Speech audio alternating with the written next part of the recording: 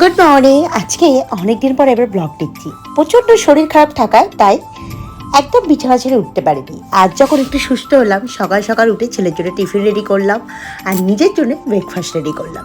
আর আজকে ইচ্ছা হলো একটু পোড়া চিকেন খাবো, তাই সমস্ত মশলা পুড়িয়ে সেটাকে ভালো করে কষিয়ে চিকেন দিয়ে বানালাম। গরম ভাতের সাথে দারুণ লাগলো। এখনও কিন্তু আমার গলাটা ধরা ধরা আছে, কিন্তু চণ্ডী মেলা হচ্ছে, সেটা কি করে মিস করি আমার পাড়াতে। তাই সন্ধেবেলা ছেলে, আমি আর হাজব্যান্ড তিনজনে মিলে চলে গেলাম চণ্ডী মেলা দেখতে। চণ্ডী মেলা মানেই বিভিন্ন রকমের খাওয়া দাওয়া স্টল আর তার সাথে ঘোরাঘুরি। আর ছেলের বায়না, এটা কিনবো ওটা কিনবো, সব কিছু কেনাকাটি করে নিজের মতন করে একটু পাপড়ি চাট, ফুচকা, যা যা খাবার ওগুলোকে খেয়ে মেলাটাকে সুন্দর করে এনজয় করলাম। সব তো সারলাম, কিন্তু এইগুলোকে কি করে বাদ দিই, মেলার চুড়ি আর হার।